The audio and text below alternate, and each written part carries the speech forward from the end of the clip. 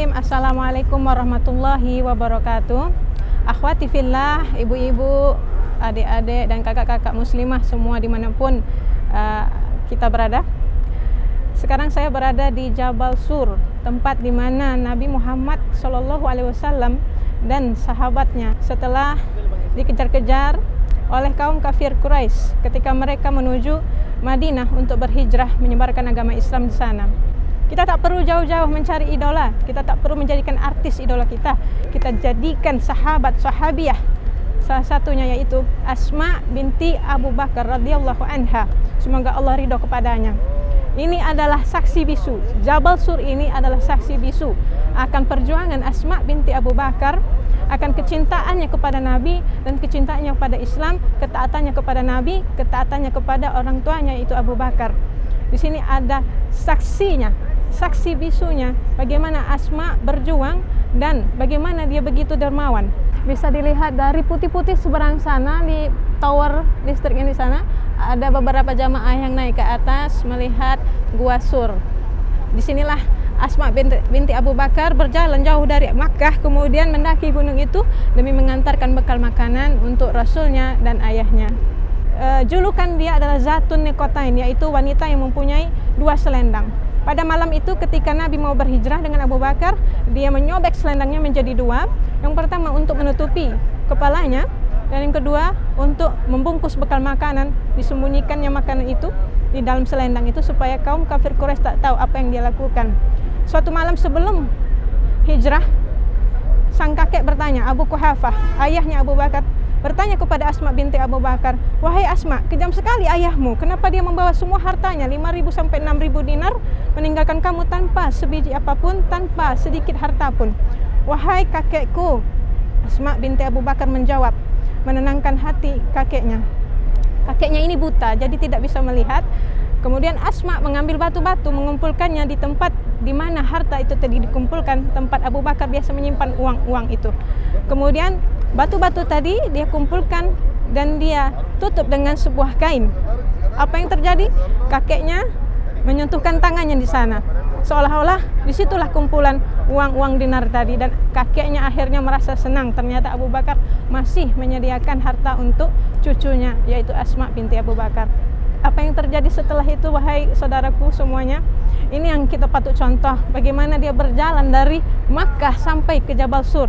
Bukan main jauhnya, ya.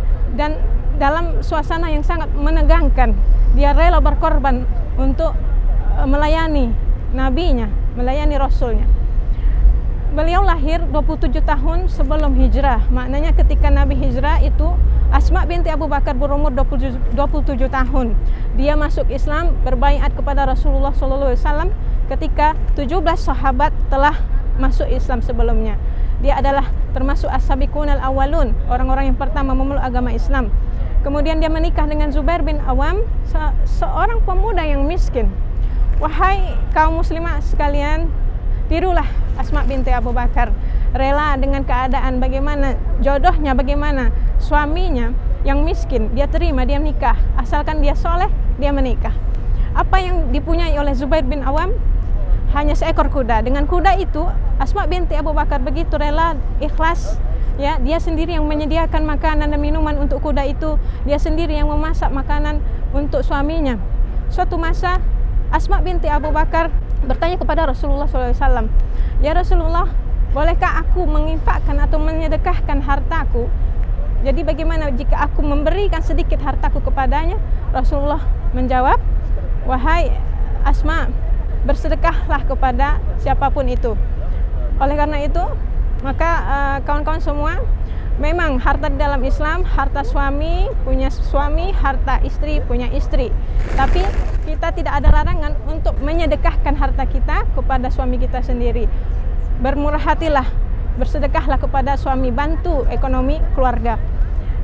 Asma binti Abu Bakar beserta adiknya yaitu Aisyah binti Abu Bakar, istri kepada Rasulullah SAW, terkenal sebagai wanita yang dermawan. Contoh ini wahai sahabat-sahabat muslimah sekalian, mereka Aisyah dan Asma sangat dermawan sekali. Bedanya adalah Aisyah mengumpulkan dulu harta-hartanya, kemudian baru disedekahkan. Sedangkan Asma, apapun yang dia punya langsung dia sedekahkan tanpa menunggu. Itulah keistimewaan dua putri Abu Bakar, yaitu khalifah pertama dalam Islam yang patut kita contoh. Yang pertama, berjuang demi agama Islam. Yang kedua adalah begitu dermawan, tidak berpikir akan harta.